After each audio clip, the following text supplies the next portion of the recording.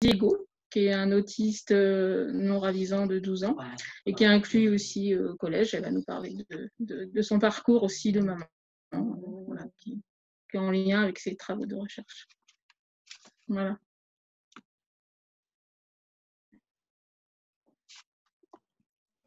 Alors, bonjour. Est-ce que vous m'entendez bien? Est-ce que vous m'entendez soit en anglais ou sur le canal en français? Est-ce que vous entendez bien? Est-ce que vous m'entendez bien? Oui? Ouais. Je crois que les réponses sont Oui. oui. Alors, très bien. Ça me fait plaisir d'être parmi vous aujourd'hui. Je suis en Californie. Il est 6 heures du matin présentement pour moi. Alors, bonjour à tous et à Merci, toutes. Éline.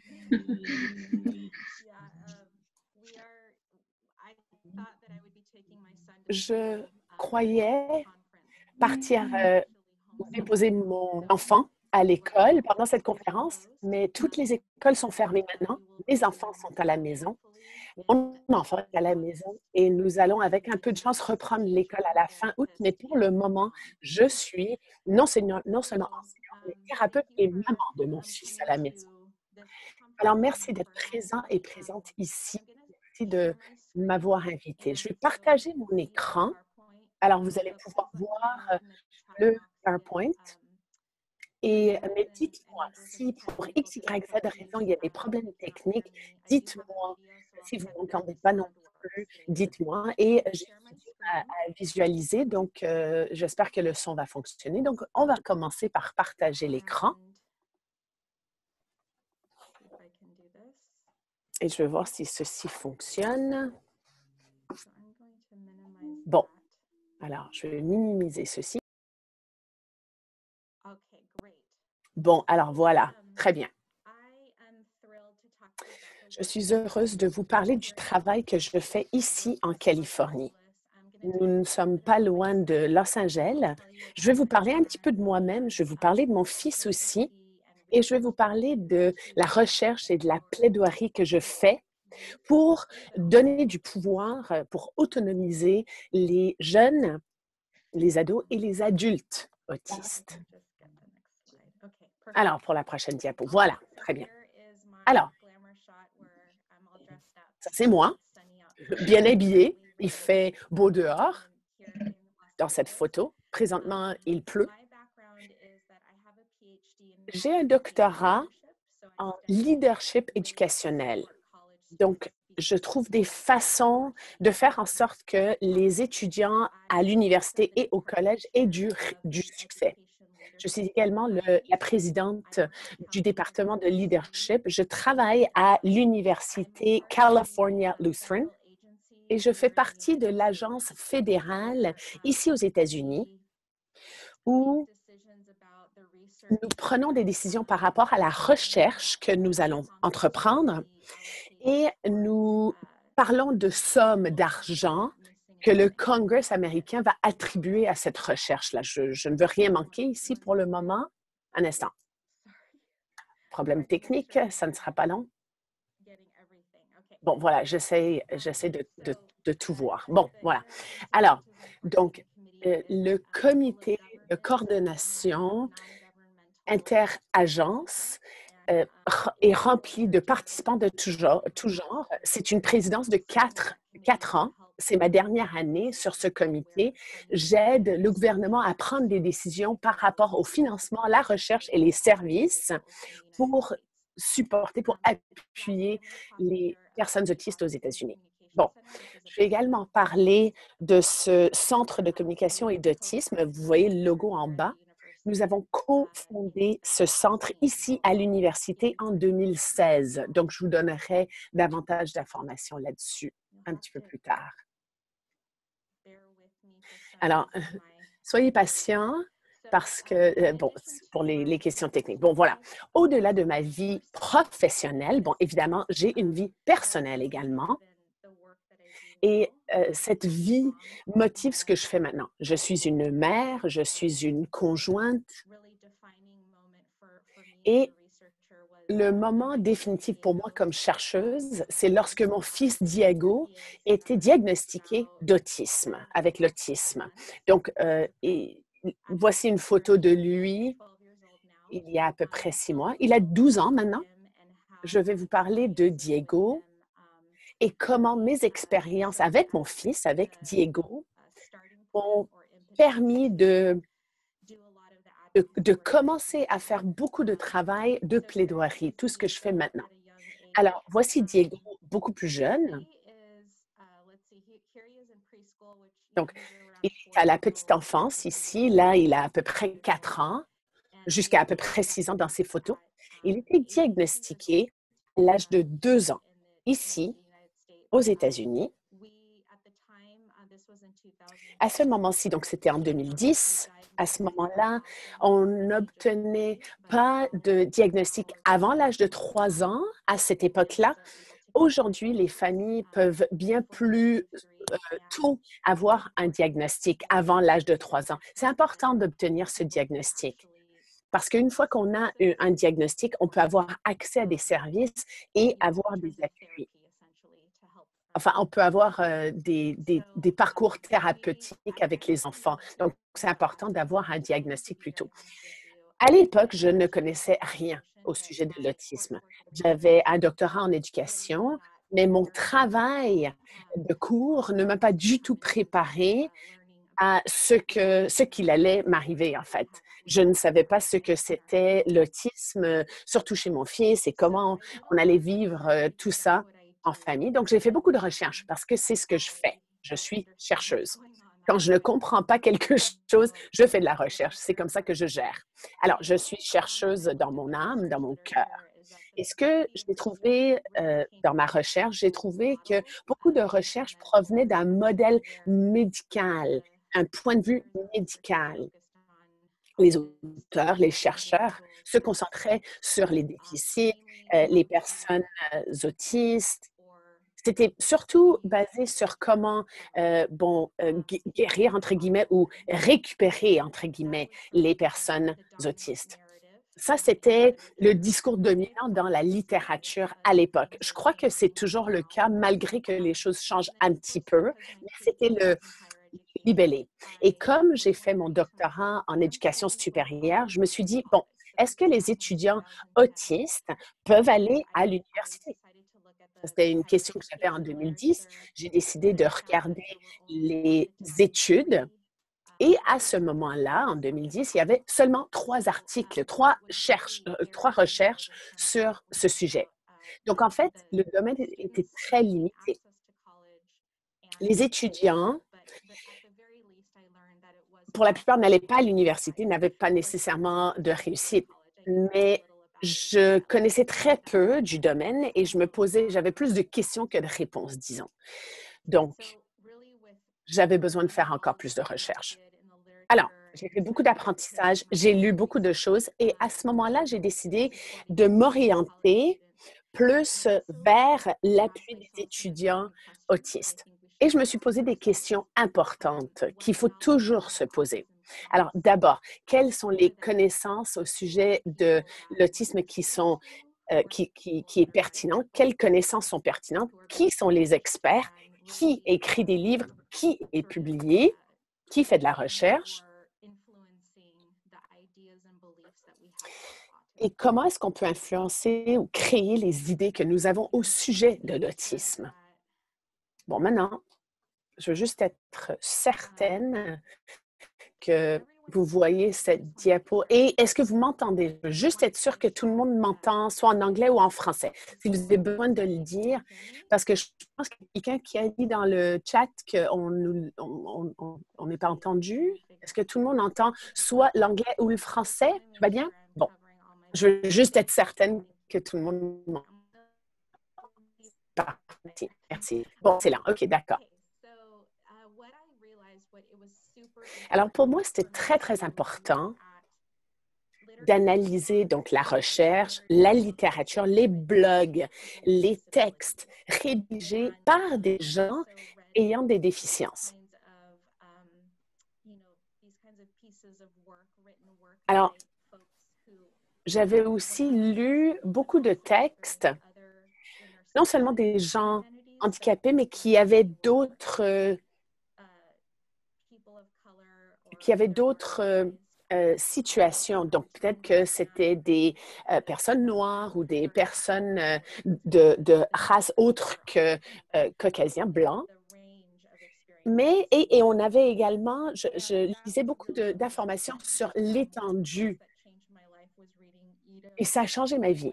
J'ai lu un livre, Ido in Autism Land. J'ai demandé à l'auteur si le livre avait été traduit en français. Malheureusement, ce n'est pas le cas pour le moment, mais je trouve que ce livre-là m'a permis profondément de comprendre Diego, entre autres. Ce livre m'a permis de comprendre des nouveaux points de vue au sujet de l'autisme.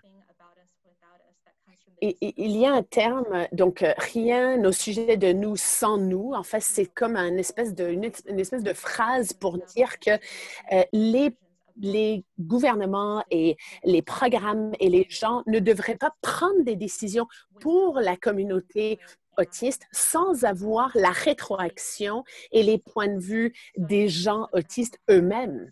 Et donc ça, je l'ai bien considéré. Et donc, dans mon travail, j'essaie d'impliquer les gens autistes autant que possible dans tout le travail que je fais. Lorsque je développe des programmes et des services, par exemple, je les inclus, je veux avoir leur rétroaction.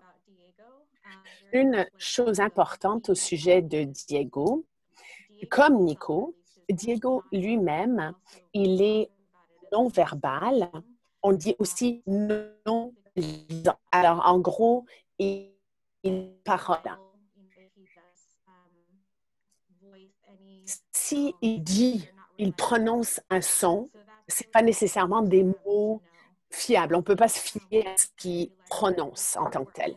Ce que j'ai compris moi-même, c'est que les gens, alors quand Diego avait 3 ans, les gens pensaient que si on ajoutait une communication, un mode de communication autre, donc une image, un pictogramme,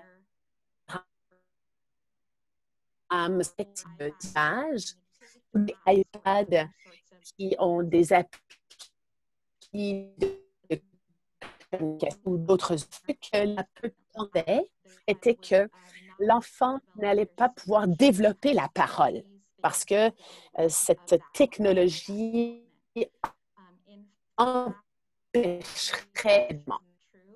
Depuis, la recherche nous dit que ça, c'est pas vrai.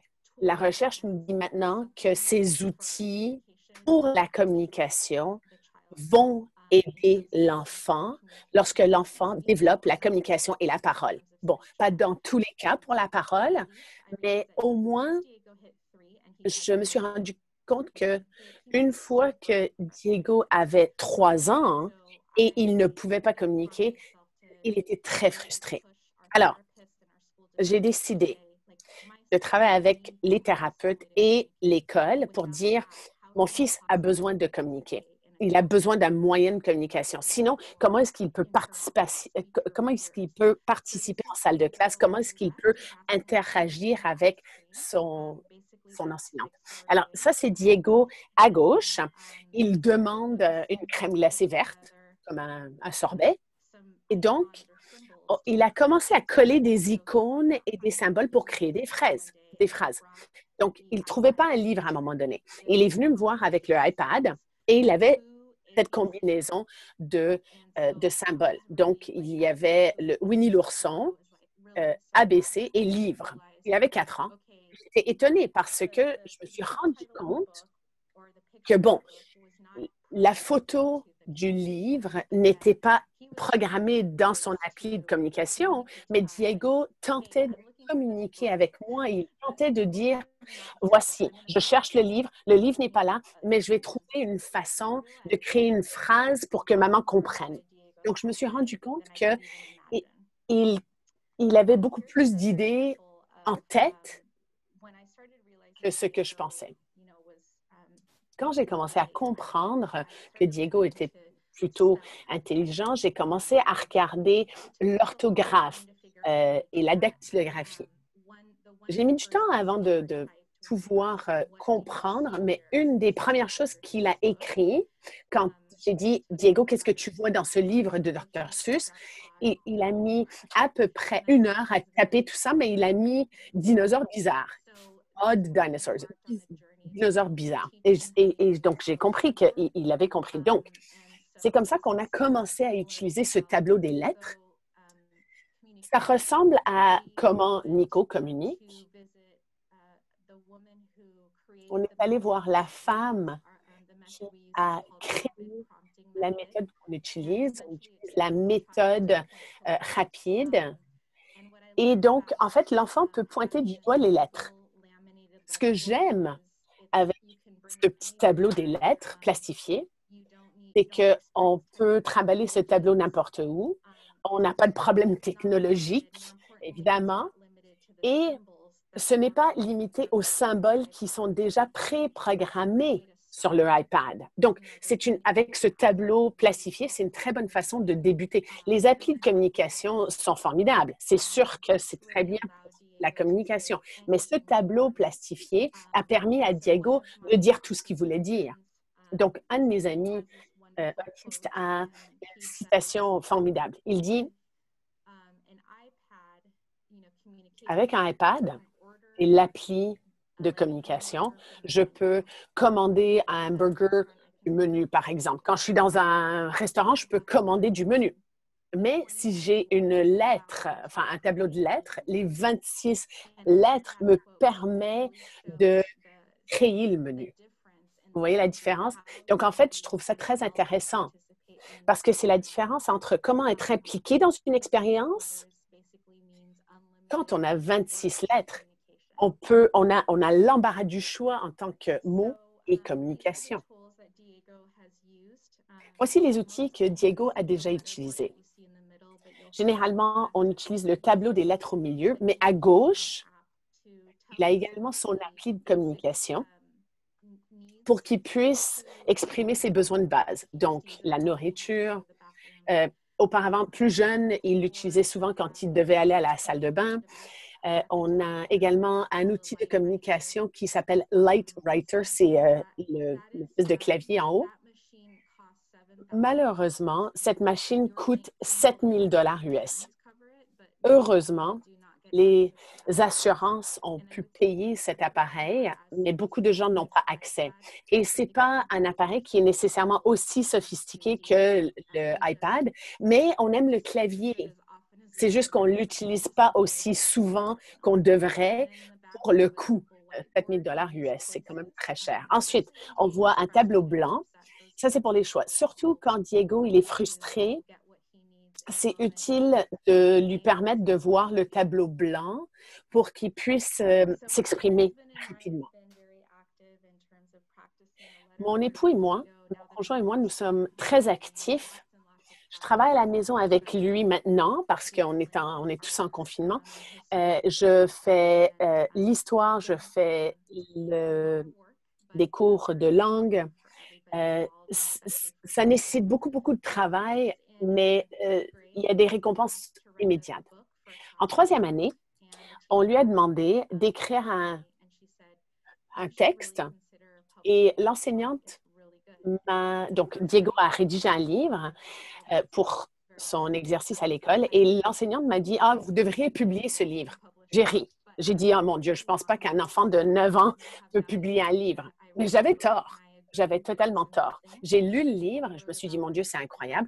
Diego a parlé dans son livre de ce que c'était d'avoir l'autisme. Donc ça, c'est le titre de son livre. Il décrit son expérience avec des compétences moteurs. Il parle de ses difficultés, ses défis associés à la communication. Le livre est présentement disponible en anglais, en espagnol et en portugais. Si jamais vous serez intéressé à traduire ce livre vers le français, ça serait incroyable. Bon, c'est un très court livre, c'est 36 pages. Il avait 9 ans. Donc, je pense que 36 pages pour un enfant de 9 ans, c'est pas mal. Je veux partager quelques citations. D'abord, vous pouvez suivre Diego sur Facebook si vous voulez. Son nom d'utilisateur est en bas de l'écran, donc @ Diego Pena Writes. Alors là, il dit « J'ai vécu le jugement et la liberté. Quand j'étais jugée, mes ailes étaient retenues parce que tout le monde pensait que je ne pouvais pas faire grand-chose.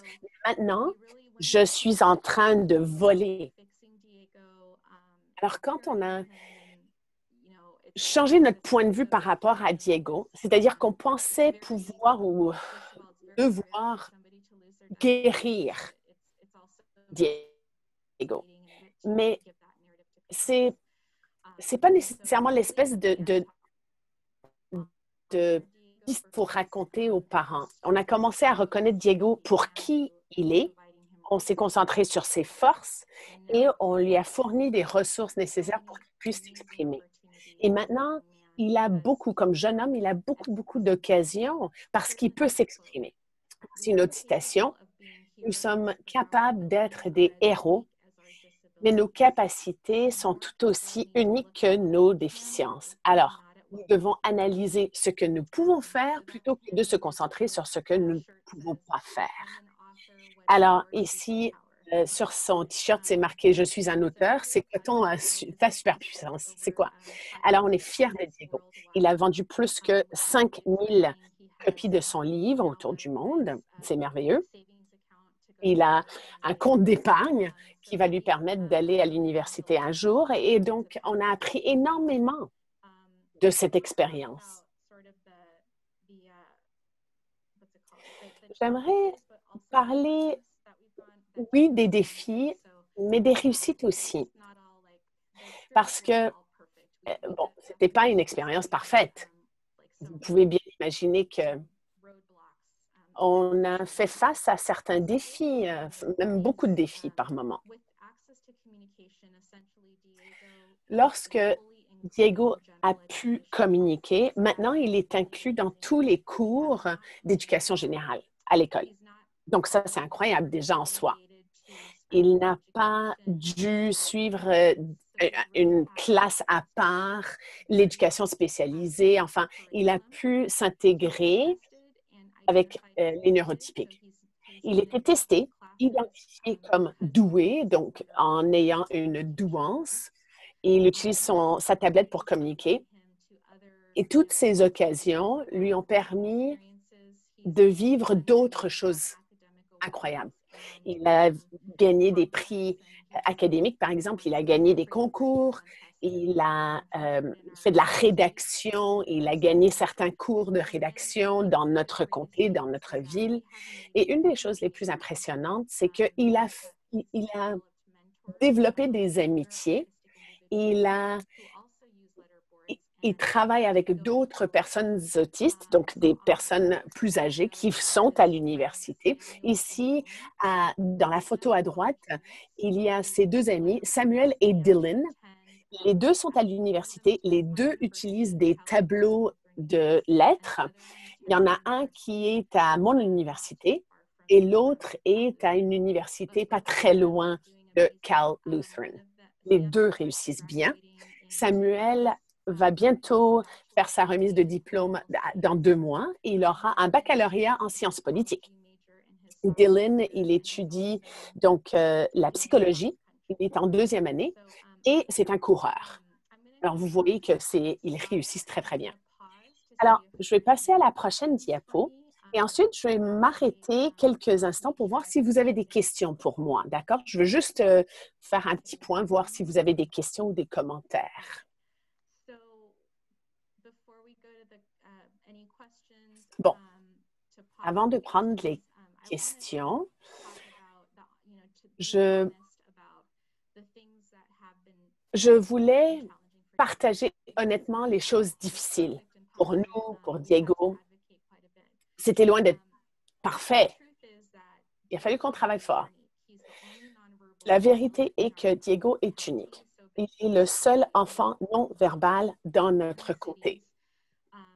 Notre comté englobe 10 villes et il est le seul enfant non-verbal inclus dans l'éducation généralisée. Ce que ça veut dire, c'est que tous les autres enfants non-verbaux, après la maternelle, disons, parce que très souvent, les enfants, les très jeunes, sont inclus dans l'éducation régulière. Mais après ça, les enfants sont mis dans des cours à part. Et très souvent, le curriculum n'est pas pareil. Et on n'apprend pas nécessairement. On n'apprend pas à lire généralement dans ces cours spécialisés. Et ensuite, comme le système que Diego utilise est un système relativement nouveau, ce n'est pas basé sur les données probantes. Alors, ce n'est pas toutes les écoles qui utilisent des tableaux de lettres. Et même le iPad et des applis, ça peut être lourd pour les écoles qui n'ont pas la bonne formation pour ça. Donc, c'est sûr que les enfants qui utilisent des tablettes, qui ne peuvent pas utiliser leur tablette à l'école, ça marginalise davantage ces enfants. Donc, ce n'est pas nécessairement très bien. Donc, je veux le dire ça parce que la situation de Diego est une situation plutôt unique. Ce n'est pas la même situation que d'autres élèves. Alors, là-dessus, j'ai d'autres diapos à partager, mais je veux voir si vous avez des questions ou des commentaires. Je pense que c'est un petit moment, il est 9h30. Je vous demanderai si vous avez des questions et je vais activer mon interprétation en anglais pour que vous puissiez poser vos questions en français au besoin. Avez-vous des questions ou des commentaires? Bonjour, je m'appelle Marina. Ma question, c'est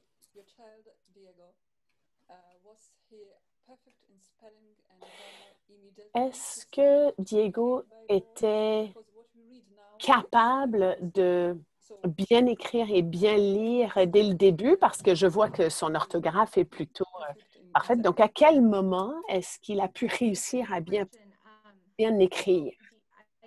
Ah, c'est une bonne question. J'ai remarqué que Diego était il faisait de l'hyperlexie. Donc, il était très fort en orthographe. À 1 an, à 2 ans, il aimait beaucoup l'alphabet déjà.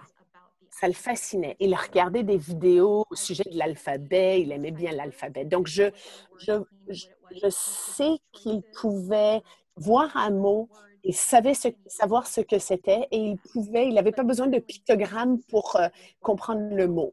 Bon, c'est sûr que les images associées aux mots, c'est très bien pour les enfants qui tentent de lire, qui apprennent à lire, mais à 5 ans, on a compris qu'il pouvait écrire des mots intéressants. Je vous donne un exemple.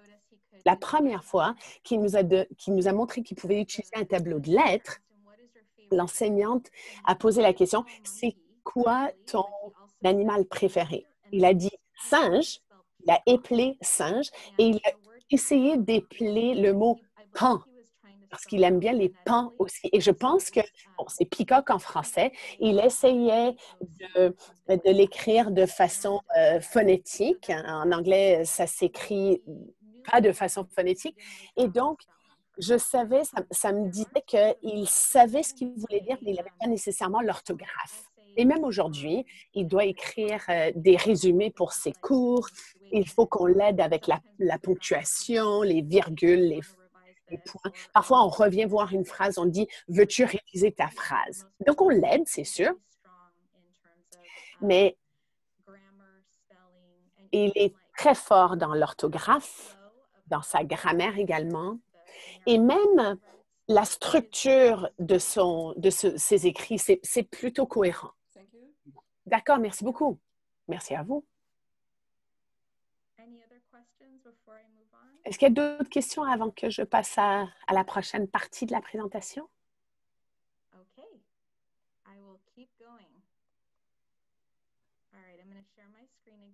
Bon, voilà, je continue. Je vais partager encore une fois mon écran.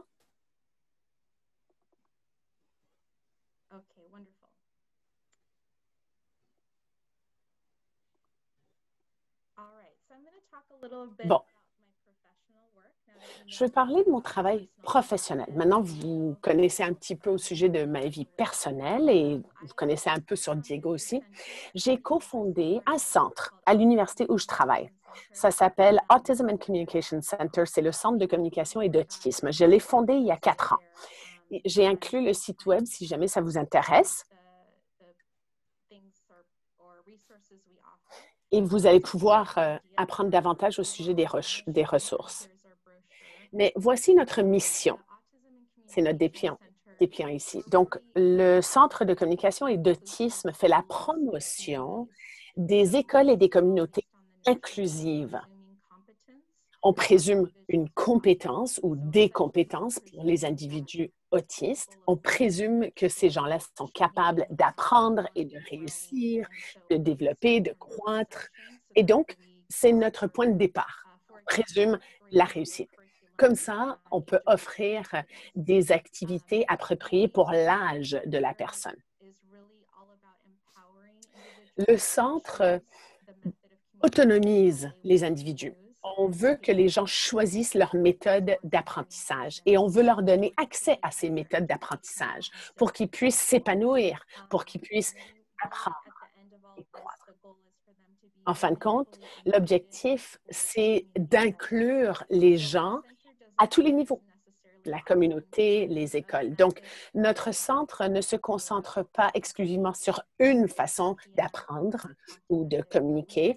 Diego utilise donc la tablette, mais beaucoup de familles utilisent d'autres méthodes. Donc, la communication autonome, faciliter la communication. Donc, c'est quelques exemples. Voici quelques images de nos événements.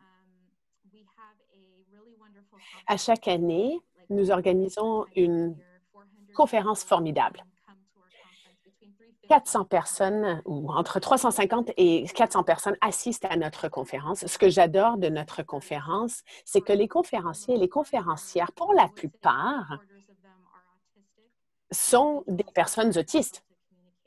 Et pour communiquer, ils utilisent un outil. Ils tapent les mots, ils épellent les mots. Alors, voici quelques conférenciers qui utilisent des tableaux de lettres. J'ai des auteurs et des co-auteurs avec moi également. Je pourrais vous parler un petit peu plus des livres et des articles qu'ils ont publiés. Voici d'autres activités du centre. Donc, on fait un camp d'été. C'est des ateliers pour permettre aux familles d'apprendre à communiquer avec leurs enfants. On fait des activités sociales, on fait des jeux. Et l'idée, c'est de créer des communautés, d'offrir des soutiens aux familles qui veulent toujours pratiquer la façon de communiquer avec leurs enfants. Donc, on a établi une communauté très forte ici dans le sud de la Californie. Nous avons 50 familles à peu près. Bon, il y a un peu de va-et-vient dépendant des activités qu'on offre, mais pour la plupart, les familles veulent l'appui. Les familles veulent participer. Des choses dont je suis le plus fière, c'est que notre centre offre quelque chose de très unique ici aux États-Unis.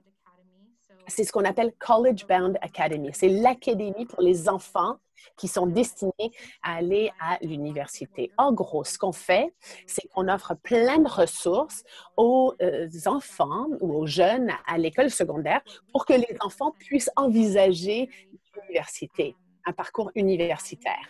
Donc, on a développé une académie pour les étudiants qui utilisent des claviers et des tableaux de lettres. Voici deux groupes qui ont participé à ce genre de formation. Pour la plupart, ces étudiants sont à l'école secondaire ou bien ils sont diplômés. Ils veulent aller soit au collège ou à l'université. Et on parle d'outils et de ressources pour permettre à ces jeunes de faire une demande d'aller à l'université. Ce que j'adore, en fait, c'est que beaucoup d'étudiants n'ont jamais entendu « Ah, vous pouvez aller à l'université ». Personne ne leur a dit ça. Et donc, dans certains cas, ils doivent faire des examens pour être diplômés de l'école secondaire.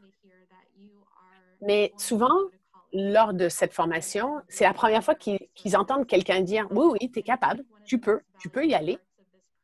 Et donc, une des choses les plus importantes de cette académie, c'est qu'on a des mentors. Ici, c'est Samuel et Dylan, encore une fois, vous les avez vus tout à l'heure dans une autre photo. Ils sont, comme j'ai dit, des étudiants qui utilisent des tableaux de lettres et des claviers à l'université.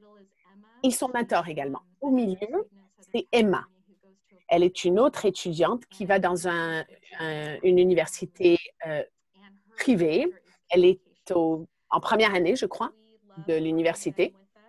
Et donc, on adore avoir ces trois avec nous parce qu'ils servent de mentors. Ils offrent de la rétroaction, ils peuvent guider les plus jeunes. Et c'est merveilleux. L'autre chose que j'aime beaucoup, c'est grâce au travail que nous avons fait avec cette académie, j'ai pu, avec Samuel, Emma et Dylan, être co-auteurs. Ils ont rédigé un article avec moi et ma collègue Dr. Jody Cooper. C'est un article publié dans la revue Autism and Adulthood, donc autisme et l'âge adulte. C'est une revue, un article pour les personnes non-verbaux et c'est disponible sur Internet. En 2019, il y avait plusieurs livres. J'ai édité plusieurs livres. Nico est un co-auteur ici. Ce livre s'intitule Leaders Around Me, les leaders qui m'entourent. Donc, des autobiographies, une série d'autobiographies. C'était merveilleux d'avoir une réponse positive au sujet des autobiographies. 45 étudiants non oralisants des États-Unis, du Canada et de la France ont parlé de leurs expériences personnelles. Donc, ils ont parlé de l'accès à l'éducation, la plaidoirie.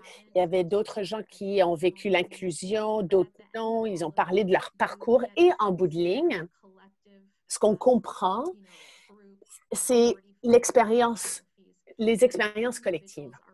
On comprend que ces individus sont plus autonomes. Ils peuvent s'exprimer.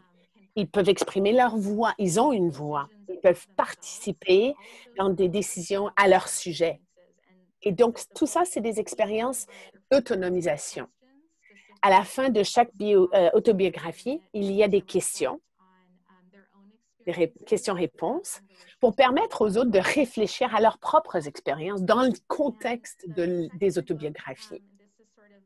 Pour ce deuxième livre, maintenant, bon, et ça, c'est dans la dernière partie de ma présentation, je vais vous parler d'un livre, de ce livre-ci, que j'aime beaucoup.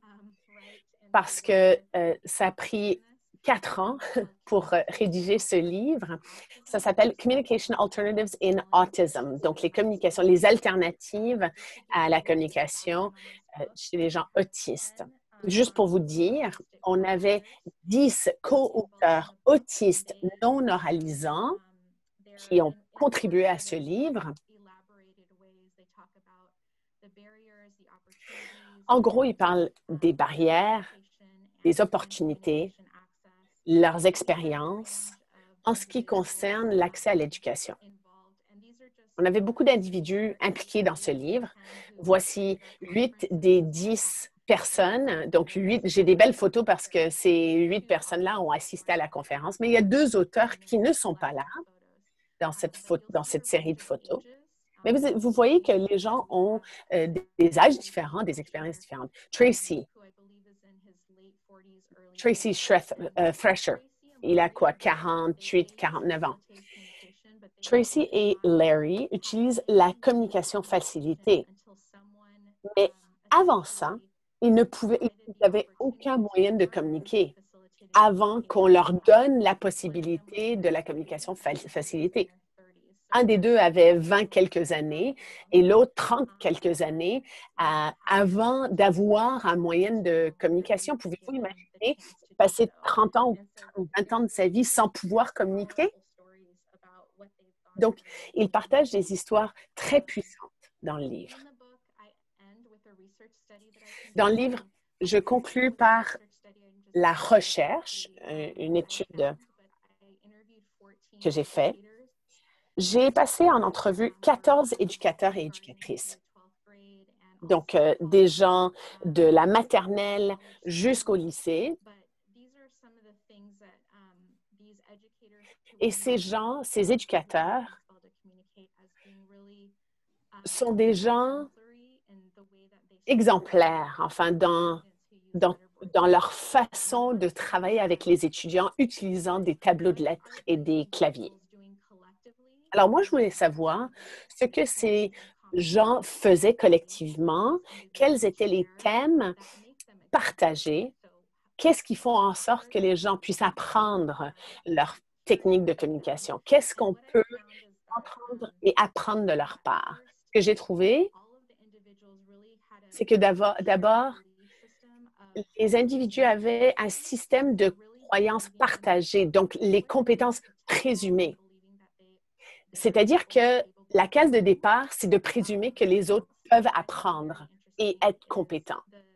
L'autre chose intéressante, c'est que les éducateurs, les individus étaient prêts à avouer qu'il y avait des fausses perceptions par rapport à l'autisme. Donc, c'était des gens qui devaient vraiment mettre l'ego de côté, même s'ils avaient été formés autrement et même s'ils avaient compris l'autisme différemment, ils devaient mettre l'ego de côté et questionner leurs croyances profondes au sujet de l'autisme et de se revirer de bord et de dire je pense que je pensais à ceci d'une façon qui doit se modifier. Peut-être que je dois transiger avec les personnes autistes différemment.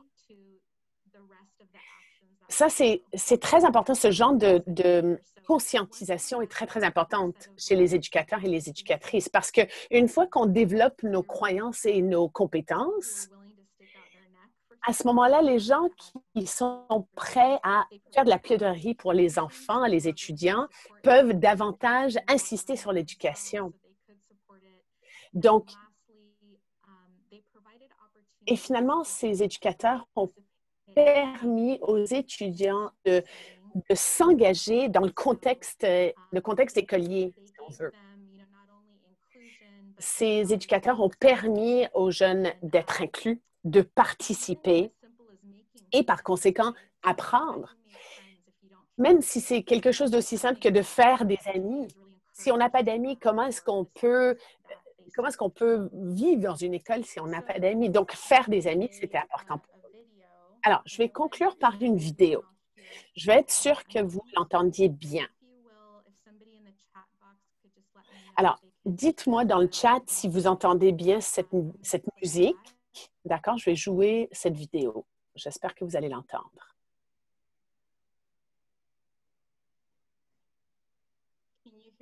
Est-ce que vous entendez la musique?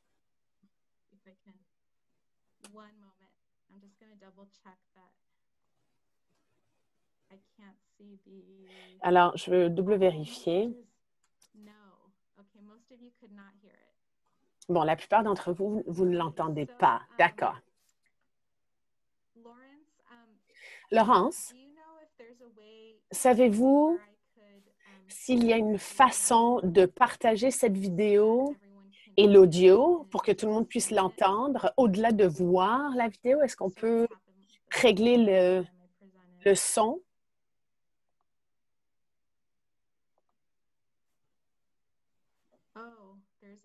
Ah! Il faut appuyer sur le bouton « Partager le son de l'ordinateur ». Ah, d'accord. Bon, il faut que je trouve ce bouton. Où est ce bouton?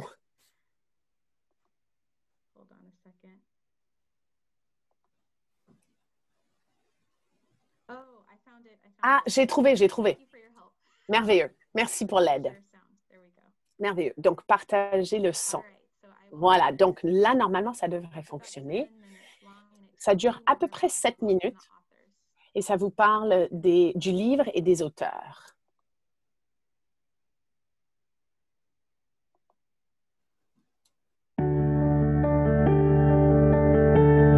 Donc, voici une histoire au sujet de 10 individus qui ont travaillé fort et lutté pour s'exprimer par le biais de la dactylographie et l'orthographe.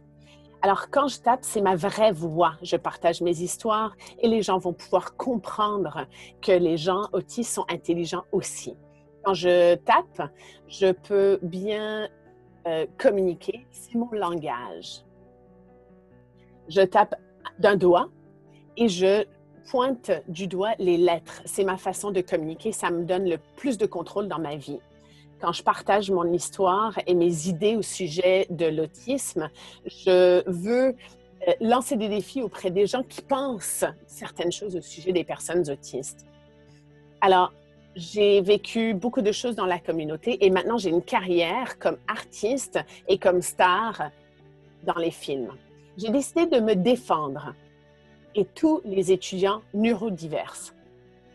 À chaque fois que je tape devant les gens, je fais de la plaidoirie pour moi-même, je m'appuie moi-même.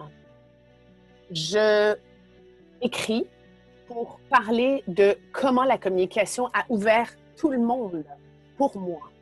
Ma quête, c'est de trouver le potentiel chez les personnes autistes comme moi. Pour vous, je suis une fille qui a trouvé sa voie, mais en fait, je suis un oiseau qui s'est envolé. Je suis libre. Je suis prêt à prendre le monde et de monter et de faire ce que je veux faire. Nos idées ne vont jamais rester stagnantes. Notre monde avant la communication. Qu'est-ce qu'on ferait si on ne pouvait pas trouver les bons mots pour parler? Imaginez pour un petit moment que vous n'êtes pas capable de vous exprimer d'une façon logique. Pendant des années, j'avais une vie silencieuse. J'avais beaucoup de pensées, j'avais envie de m'exprimer, mais ma bouche ne s'ouvrait pas, ne pouvait pas exprimer. J'étais frustrée parce que les gens ne pouvaient pas me voir ni me comprendre. Je ne pouvais pas avoir accès à l'éducation. Je n'avais aucune façon d'accéder à l'éducation. J'étais pris dans mon propre moi-même. J'avais l'impression d'être piégée et d'être pris pour toujours. Quand je me trouve dans cette place sans espoir, j'ai peur. Je crois que ça va me détruire. J'avais besoin de quelqu'un qui venait à ma rescousse. J'étais dans une prison sans communication. Je devais me comporter comme si tout allait bien, mais ce n'était pas le cas. Une percée au niveau de la communication. En 1991, j'avais l'occasion de vivre quelque chose de révolutionnaire, de technologique. C'était une révolution parfaite pour moi. La transition a tout changé pour moi. Pour la toute première fois, j'étais perçue en étant quelqu'un qui avait quelque chose à dire. J'avais envie de parler, je pouvais m'exprimer, c'était incroyable. Pour mes pensées intérieures, j'ai pu les sortir, j'ai pu fleurir. J'avais des occasions d'écriture et j'ai commencé à vivre des expériences hors pair. Et là, pour la première fois, depuis longtemps, quelqu'un a cru en moi. Ma mère a ouvert un cahier et on a pu communiquer. C'était très émotionnel pour nous deux. Il y avait quelque chose de bien magique quand les gens m'entendaient. J'avais l'impression que je pouvais tout faire. Pour la première fois, j'étais capable d'exprimer clairement ce que j'avais en tête. Mes parents ont pleuré. Ils ne savaient jamais que j'étais intelligent.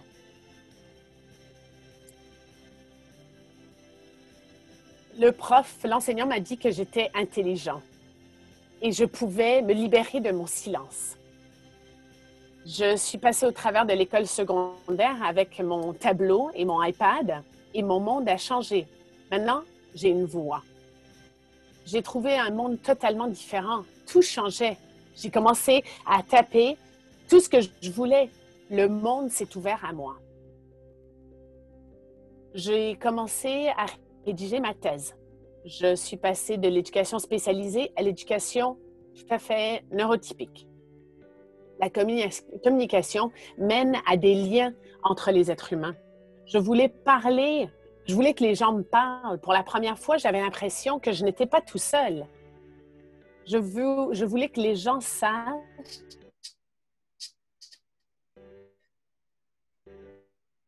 parce que je ne pouvais pas m'exprimer, ça ne voulait pas dire que je ne comprenais pas. Les idées que j'avais des idées en tête, j'avais des vrais cours et beaucoup de gens ont commencé à comprendre ce que c'était d'être autiste. J'ai commencé à taper mes conversations et j'ai vu une nouvelle vie. Je pouvais écrire pour parler Et finalement, enfin, les gens ont commencé à me comprendre. La communication mène à l'autoplaidoirie, la plaidoirie de soi-même. Je pouvais avoir une perception d'expert. J'étais une personne handicapée. J'ai compris que c'était important d'apprendre des choses au sujet de l'autisme, mais d'une personne autiste. J'ai entrepris ce défi d'apprentissage. Il ne faut pas me sous-estimer. Je peux m'exprimer maintenant. J'ai un diplôme collégial et je vais pouvoir appuyer les autres dans ma communauté. La communication et l'éducation, ce sont des droits de la personne. Je n'attendrai plus que ces droits me soient accordés. Je vais communiquer, je peux. L'accès, le soutien, le respect. Tout étudiant non oralisant a besoin de ces trois choses-là pour apprendre. Finalement, j'ai un message pour les gens autistes qui ne peuvent pas encore communiquer. Gardez l'espoir. Plus qu'autre chose, gardez la détermination. Je lutte pour votre liberté. Voici pour vous positionner dans un monde de lettres. Lire mon histoire, ce n'est pas assez, mais c'est juste un début. Prenez les leçons des autres pour croire et pour comprendre que toute personne peut vivre et atteindre ces niveaux. Okay. That is the end of that. Bon, voilà. C'est la fin de la vidéo. Je vais vous laisser avec une toute dernière pensée, si je peux réussir. Okay. All right. So I just want to end. First of all, Alors d'abord, I'm very honored to have been a part of the ça m'a journey. fait grandement plaisir de créer ce livre avec mes co-auteurs, comme vous avez vu dans la vidéo. Les paroles sont très puissantes. J'espère que vous avez compris un petit peu le potentiel de tous ces individus avec qui je travaille et avec qui vous travaillez. Voici le défi. Changeons nos croyances par rapport à ce que ça veut dire d'avoir l'autisme ou d'être autiste. Si quelqu'un est non oralisant ou peu oralisant, il faut réfléchir à ce qu'on pense par rapport à ça. Comment est-ce qu'on peut faire de la plaidoirie? Comment est-ce qu'on peut briser les barrières dans nos communautés et dans nos écoles? Alors là-dessus, je pense qu'il ne reste que quelques questions, enfin quelques minutes pour des questions, mais ça me ferait plaisir de prendre des questions si vous en avez. Je vais arrêter de partager mon écran.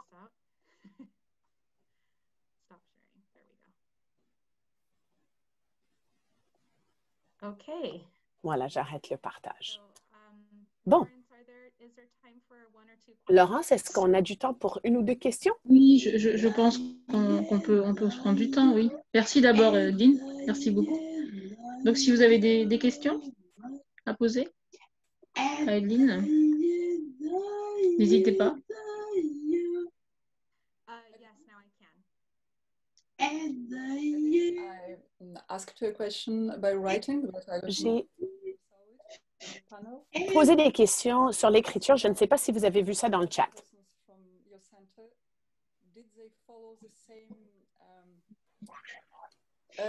Pour les gens dans votre centre, est-ce qu'ils ont suivi les mêmes étapes?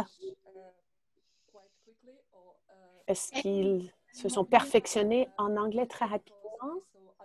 Ou combien de temps est-ce que ça prend pour se perfectionner? Bon, écoutez, je ne peux pas parler généralement parce que toutes les expériences sont différentes. Pour mon fils, il a pu pratiquer à l'âge de 5 ans et c'est plutôt jeune. Il y a des étudiants qui vont peut-être pas trouver une enseignante ou une thérapeute qui connaît ces méthodes jeunes. Donc, souvent, ça prend du temps. Mais ces individus, très souvent, sont très intelligents. Ils absorbent l'information, ils écoutent, ils lisent, même quand on ne s'en rend pas compte. On ne pense pas qu'ils le font, mais ils le font. Il y a beaucoup d'étudiants qui sont extrêmement intelligents. Ils peuvent faire les mêmes apprentissages que leurs collègues neurotypiques. Samuel, vous avez vu sa photo. Samuel n'a pas été voir une enseignante avant l'âge de 15 ans pour ses méthodes.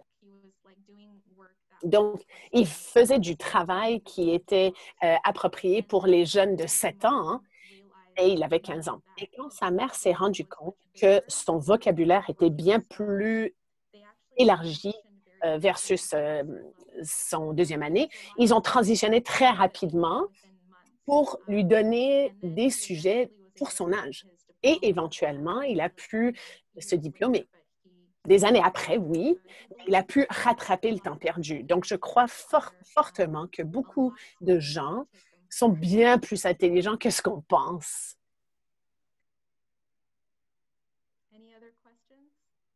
Est-ce qu'il y a d'autres questions?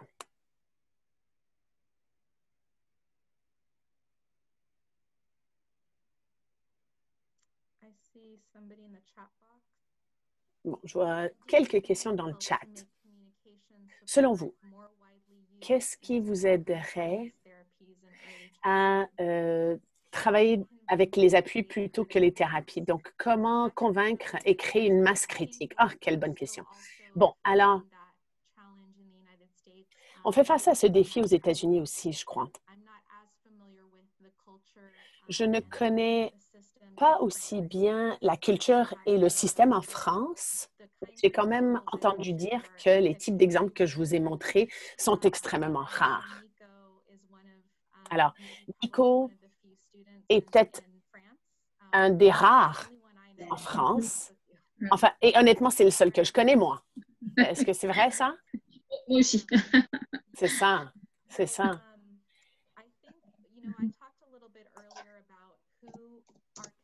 Tout à l'heure, j'ai parlé de qui est expert, entre guillemets. Qui est-ce qu'on considère comme expert? Souvent, on dit, ah, c'est des gens qui sont diplômés comme médecins ou qui ont des doctorats. Enfin, souvent, c'est eux qui sont les plus connaissants de l'autisme.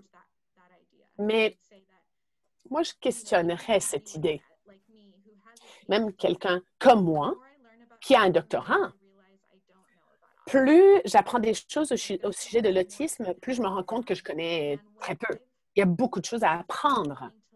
Et si les gens sont prêts à écouter les personnes autistes qui ont écrit des livres, qui ont fait de la plaidoirie de soins, qui a publié des livres, je pense que c'est à ce moment-là que les choses vont changer dans notre approche. Pour le livre Ido, le livre que j'ai mentionné tout à l'heure, il a beaucoup de choses à faire et à dire par rapport aux thérapies de comportement. Et en lisant son point de vue, en sachant ce qu'il a vécu, enfin, déjà, ça brise le cœur, mais c'est très important. Donc, si les gens sont prêts à écouter ces points de vue et réfléchir, repenser à leur façon de transiger avec les personnes autistes, je pense qu'on sera bien plus avancé. Si plus de gens sont prêts à faire ça, on sera bien plus avancé. Bon, alors je sais qu'on dépasse le temps. Je veux respecter votre temps. Je ne sais pas si vous avez d'autres questions ou si vous voulez terminer. Laurence?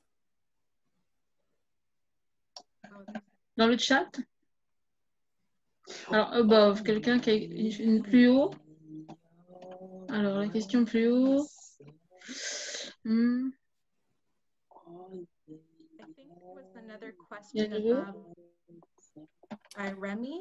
y avait une autre question de Rémi, je pense, non? Oui. Alors, ah, d'accord. Donc, est-ce que les étudiants et les mentors non oralisants, est-ce qu'ils parlent entre eux généralement ou est-ce qu'ils ont besoin de l'aide des assistants personnels? Ah, bonne question. Bon, alors typiquement, il y a un partenaire de la communication qui est impliqué. On appelle ces gens-là des partenaires de la communication. Diego, dans le cas de Diego, par exemple, il doit aller à l'école avec son partenaire de la communication pour pouvoir communiquer, communiquer avec d'autres étudiants. Ou même si on fait des situations sociales, si tous les étudiants utilisent un clavier, ils ont besoin d'une personne d'appui, un assistant. Selon moi, c'est la chose la plus difficile. Il y a beaucoup d'avantages à ce genre de communication, mais on a quand même besoin de gens formés qui se sont pratiqués, qui savent comment accompagner l'étudiant ou l'enfant pour faciliter la communication. Donc, il y a des personnes qui s'utilisent dans une salle, par exemple, soit avec leur assistant personnel ou avec leurs parents ou avec une enseignante ou un enseignant qui facilite la communication. C'est très, très compliqué de trouver justement ces personnes-là.